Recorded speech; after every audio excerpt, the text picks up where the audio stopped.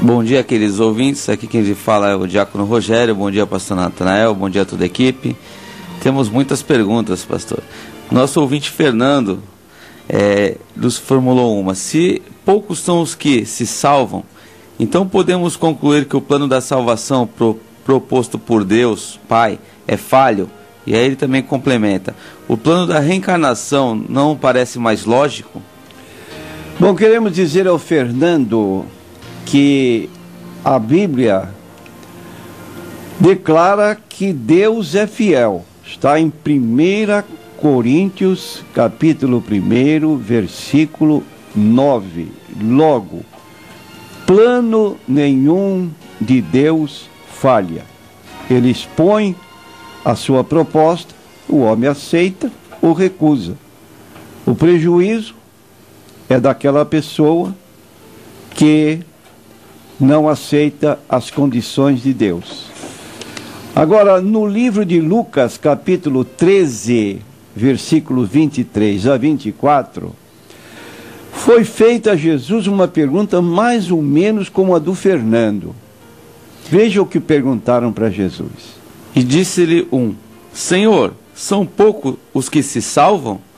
E ele lhe respondeu: Porfiai por entrar pela porta estreita, porque eu vos digo que muitos procurarão entrar e não poderão.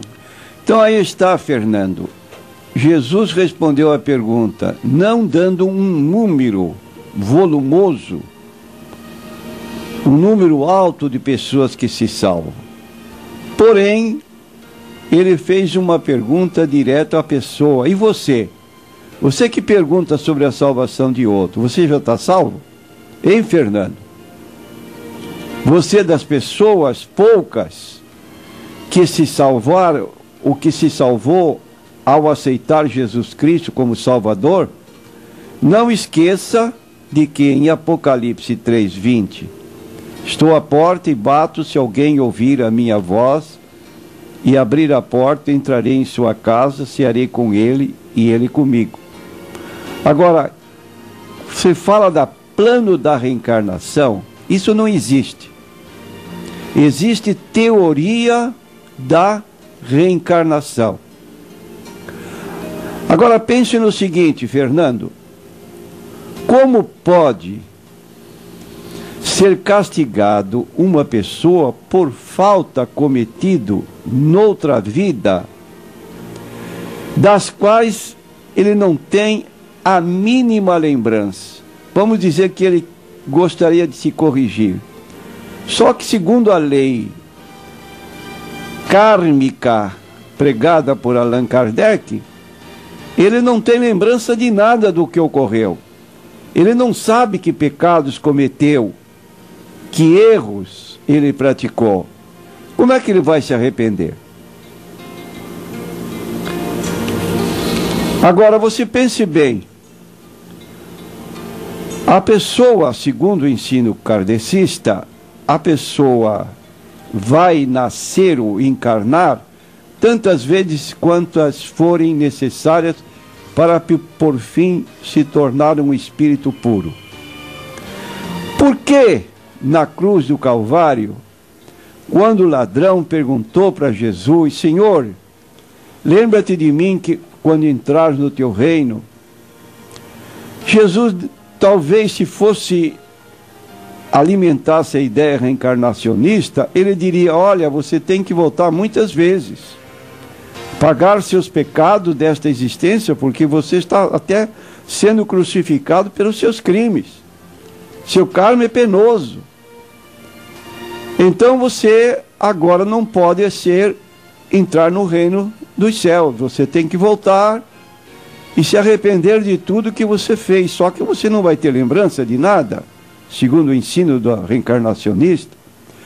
Agora Jesus de uma só vez disse para ele, hoje estarás comigo no paraíso. Já pensou?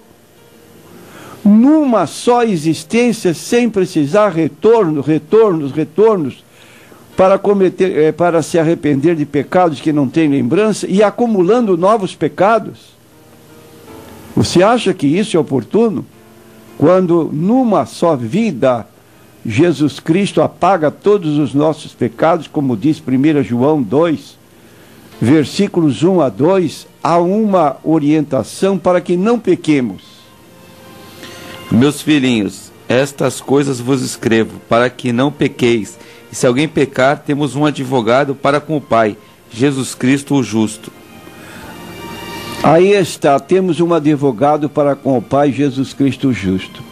Concluindo, mais uma pergunta para você, Fernando. Se você tivesse no bolso R$5.000 e fosse a um banco pagar uma conta de 50 milhões, você acha que eu daria para você pagar uma conta, um débito de 50 milhões com um valor de 5.000 que você tem na sua disposição? Você nunca poderia pagar. Assim são nossos pecados, com aquilo que parecem boas obras, para poder a pessoa se salvar através das suas boas obras. Está no livro de Isaías 64, versículo 6, que nossas obras são como trapos de imundície, não apagam nada. Agora, a obra redentora de Cristo no Calvário, o sangue de Cristo, nos purifica de todo pecado. São poucos que se salvam. No dilúvio, salvaram-se apenas 8 pessoas. Na destruição de Sodoma e Gomorra, salvou-se Ló e 2 filhas. Até a mulher ficou. E na vinda de Cristo, quantos vão se salvar? Não é interessante saber o número? É interessante eu estar no meio daqueles que vão se salvar, porque eu aceitei Jesus como meu Salvador.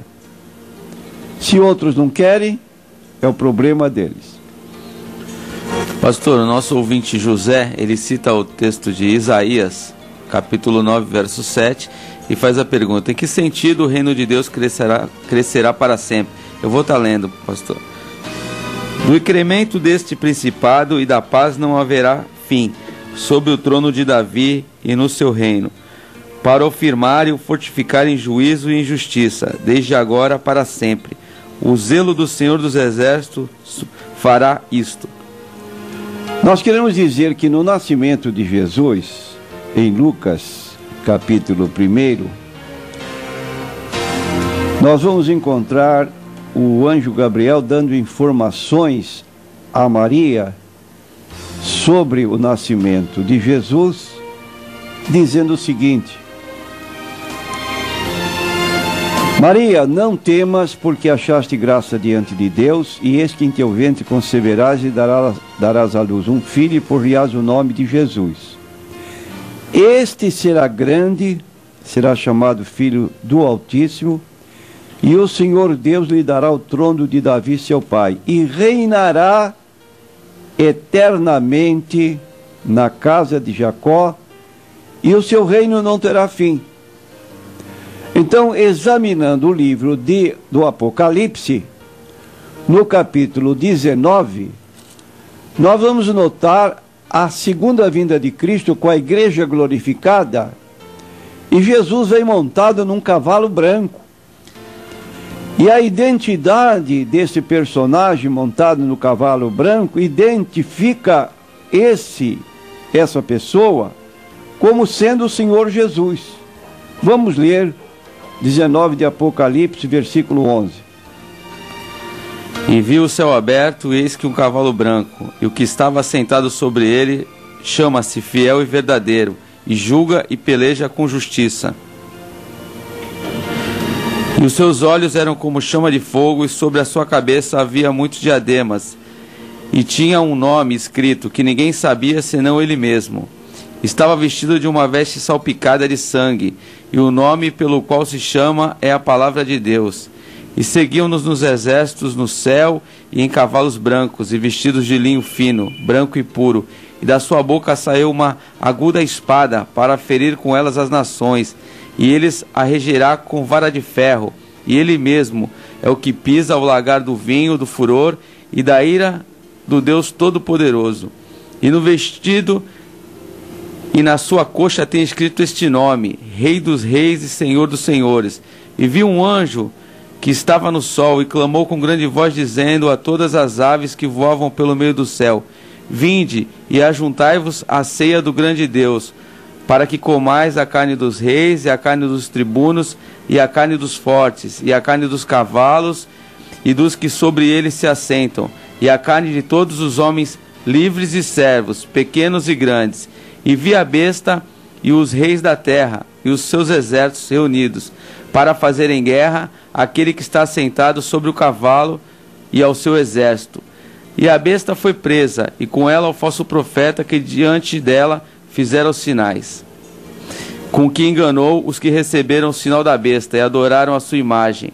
Estes dois foram lançados vivos no ardente lago de fogo e de enxofre. Aí está, vitória de Cristo sobre todos os reinos do mundo.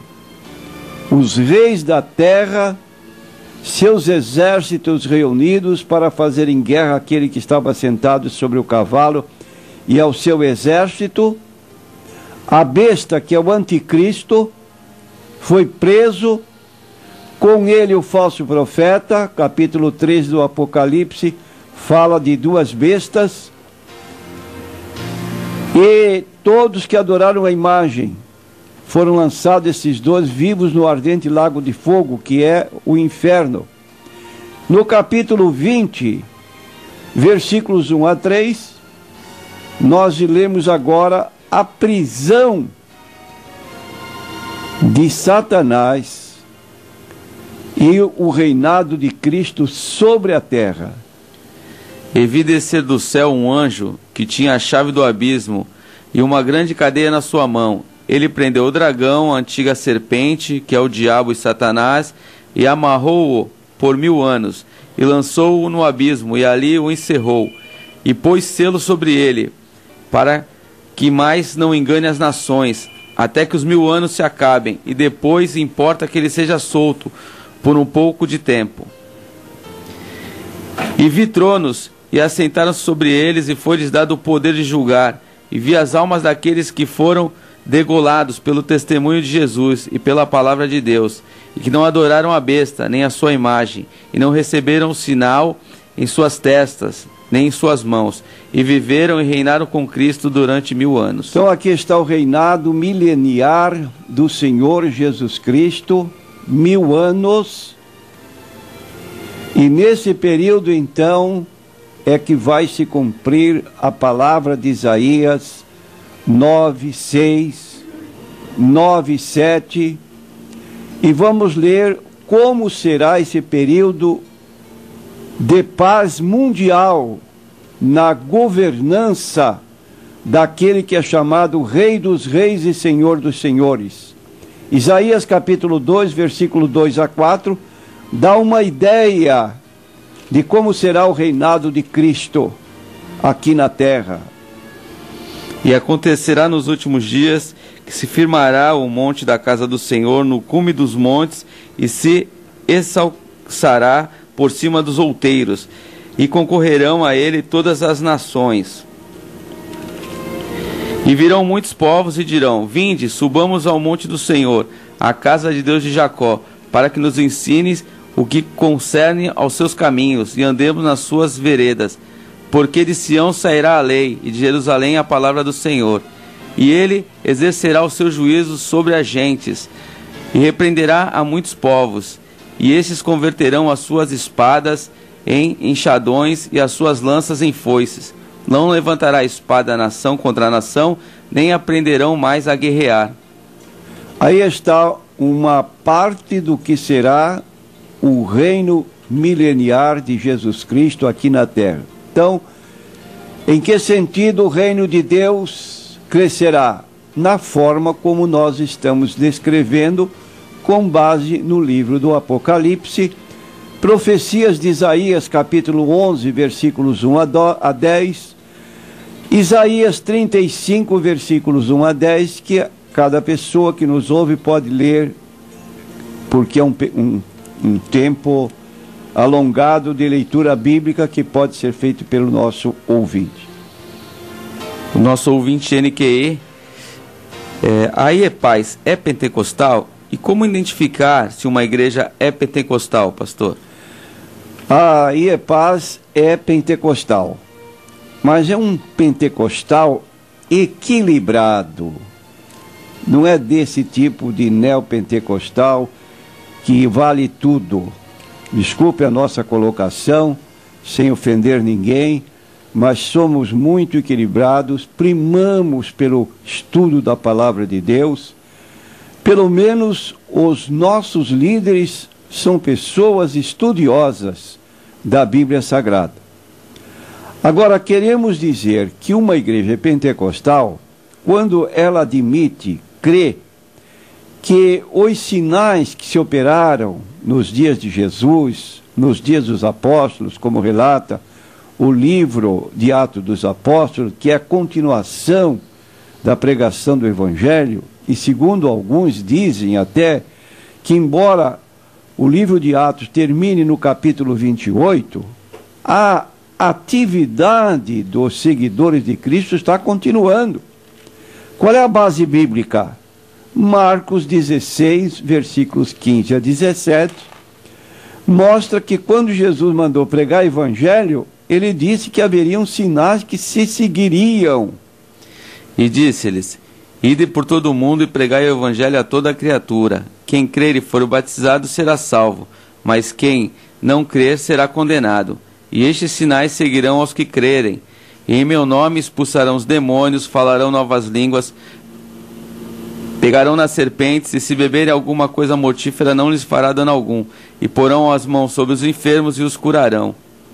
Ora, se nós aceitamos biblicamente que o diabo, através do anticristo, de seus asseclas, atua hoje com sinais de prodígio de mentira, como é que eu vou admitir que o Deus Todo-Poderoso não possa atuar hoje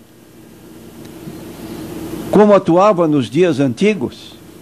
Então, é fora de lógica, fora da Bíblia, admitir que Deus atuou, mas que não atua.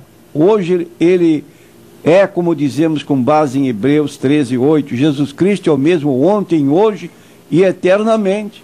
Cremos que ele pode atuar como atuou no passado. Nossos ouvintes lá do Abrigo Cristão, na pessoa da nossa irmã Conceição, pastor, que manda um abraço lá de Cubatão, ela nos deixa um texto também de Levítico 25, 35 a 38, que eu vou estar lendo, e ela pede uma explicação. Diz assim a palavra: e quando teu irmão empobrecer e as suas forças decaírem, então sustentá-lo-ás como estrangeiro e peregrino, para que viva contigo. Não tomarás dele usura nem ganho, mas do teu Deus terá temor, para que teu irmão viva contigo. Não lhe darás teu dinheiro com usura, nem darás o teu manjar por interesse. Eu sou o Senhor vosso Deus, que vos tirei da terra do Egito, para vos dar a terra de Canaã, para ser vosso Deus. Bom, essa palavra, nossa irmã Conceição se refere à maneira como Deus queria que o povo dele se conduzisse quando se estabelecesse na terra, começasse a sua vida normal de atividades. Deus está proibindo a cobrança de juros sobre empréstimos aos necessitados, visando atender suas necessidades básicas. Como também repete isso no livro de Êxodo. Essa mesma colocação é feita, que a pessoa então possa ter uma atitude de complacência para com os seus patrícios. Já não se exigiria que isso também fosse estendido aos estrangeiros. Então, esta lei não proibia o empréstimo de dinheiro com juros razoáveis aos não israelitas com propósitos comerciais. Deuteronômio, capítulo 23, versículo 19 e 20, mostra essa atenção de Deus para com os pobres da terra, de modo que os que fossem ricos tivessem cuidado de tratar bem as pessoas que eram pobres da própria nação. A teu irmão não emprestarás a usura, nem a usura de dinheiro, nem a usura de comida, nem a usura de qualquer coisa que se empreste a usura. Ao estranho emprestará a usura, porém a teu irmão não emprestarás a usura, para que o Senhor teu Deus te abençoe em tudo, no que puseres a tua mão, na terra a qual vais a possuir. Também no livro de Êxodo 22, versículo 25. Se emprestares dinheiro ao meu povo, ao pobre que está contigo, não te haverás com ele como usuário, não lhe imporeis usura. Então aí está, não atueis com ele como um usurário, nem lhe imporás usura. Ou seja, não aproveite da situação do irmão para cobrar juros altos.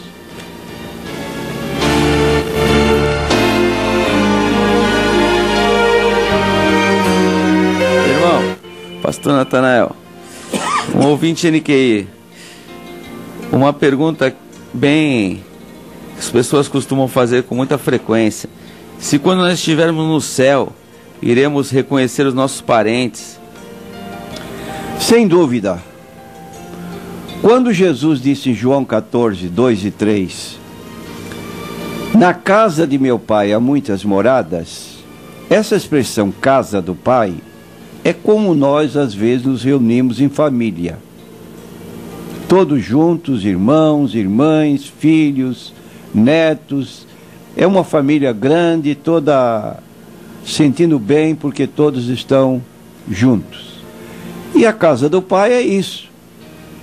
Uma casa como de uma família que todos se conhecem e conhecem bem.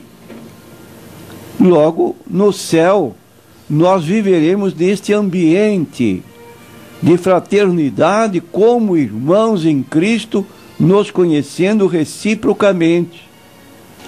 Agora, se você me pedisse uma base bíblica, já citei João 14, 2 e 3, mas vamos admitir lá para Lucas 16, versículos 22 a 25, cuja história você conhece, mas essa história vai além a partir do versículo 22 até o 25 de Lucas.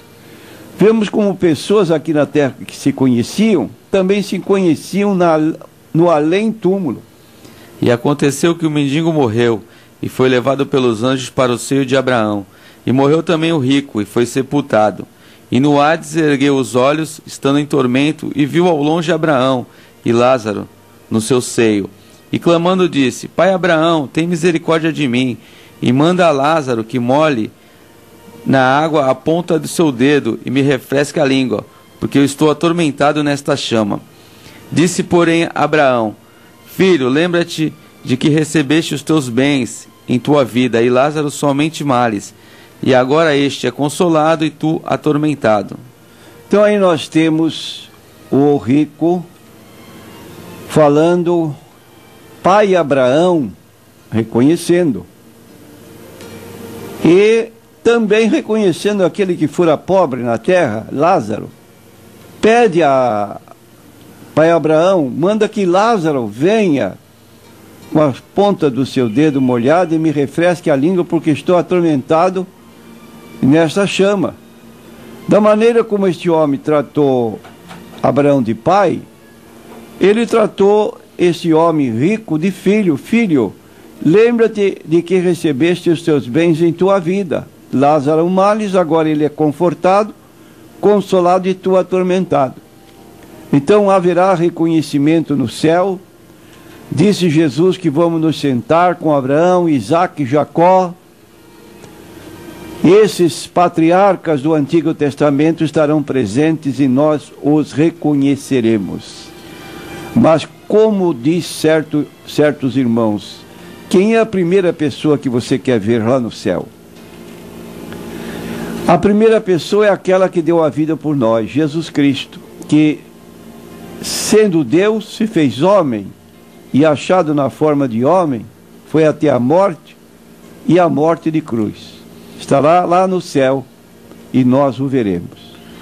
o nosso ouvinte NQI, a Bíblia realmente proíbe a mediunidade? Podemos confiar nos médiuns, pastor? Não. Você perguntará por quê? Porque o Allan Kardec chega a dizer que o grande problema dos espíritas que creem na mediunidade é não poder identificar o espírito que fala pelo médium. E vai mais além, dizendo que há espíritos que tomam o nome de pessoas ilustres, mas na verdade não são. Ora, nós conhecemos que isso se trata de falsidade ideológica. Apresentar-se como fulano quando não é o próprio, isso é um crime. Como é que uma pessoa vai se apresentar com o nome de outra? Então diz Kardec que não se pode crer que realmente a pessoa que se identifica como sendo fulano, beltrano e cicrano, seja realmente a pessoa que se identifica. Então a pergunta fica, quem é quem? Agora, na Bíblia Sagrada, nós lemos a proibição no sentido de não recorrer a este modo. Levítico, capítulo 19, versículo 31. Não vos virareis para os adivinhadores e encantadores, não os busqueis, contaminando-vos com eles. Eu sou o Senhor vosso Deus. Também no capítulo 20 de Levítico, versículo 6. Quando uma alma se virar para os adivinhadores e encantadores, para se prostituir após deles, eu porei a minha face contra aquela alma, e a extirparei do meio do seu povo. Ainda Levítico 20, versículos 26 e 27. E ser-me-eis santos, porque eu, o Senhor, sou santo, e separei-vos dos povos, para seres meus. Quando, pois, algum homem ou mulher em si tiver um espírito adivinho ou for encantador, certamente morrerão, com pedras se apedrejarão, o seu sangue é sobre eles. Ainda Isaías capítulo 8, versículo 19, mostra que quando você quiser solução de um problema, não consulte médiums, não consulte cartomantes, não consulte horóscopos, vá à Bíblia Sagrada. Quando vos disserem, consultai os que têm espírito familiares e os adivinhos, que chirriam e murmuram entre dentes, não recorrerá um povo ao seu Deus? A favor dos vivos, interrogar-se-ão os mortos? E o versículo 20 então diz para nós recorrermos à Bíblia Sagrada e não para andarmos atrás de pessoas que querem consultar espíritos. À lei e ao testemunho. Se eles não falarem segundo esta palavra, nunca verão a alva. Então está aqui, meu prezado ouvinte. Você que nos ligou, mostra o versículo 19, que quando você receber um conselho, uma opinião de um vizinho, de um parente, de um amigo, um colega, olha lá tem um cidadão que ele é médium de grande prestígio, vamos consultá-lo. A Bíblia diz, quando vos disserem consultai os que têm espíritos familiares e os adivinhos que chirreiam ou cochicham e murmuram entre dentes, não recorrerá um povo ao seu Deus? A favor dos vivos interrogar-se-ão os mortos? Não é para fazer isto. Nosso ouvinte Antônio, é o pessimismo uma das causas do suicídio, pastor? Pode ser, mas não devia acontecer isso. Jó, quando perdeu seus filhos, ele disse, Deus me deu e Deus me tirou. Bendito seja o nome do Senhor. Então não é permitido ao homem cometer o suicídio. Costuma-se dizer no Código Penal que a vida é um bem indisponível. Eu não posso dizer a vida é minha, eu faço o que quiser. É indisponível. Deus dá, Deus tira. Quem comete esse pecado do suicídio vai para o inferno. Agora, nessa hora de pessimismo, lembre-se de Mateus 11, 28, 30. Vinde a mim todos os que estão cansados e oprimidos, e eu vos aliviarei. Tomai sobre vós o meu jugo e aprendei de mim, que sou manso e humilde de coração. Encontrareis descanso para as vossas almas. Porque o meu jugo é suave e o meu fardo é leve.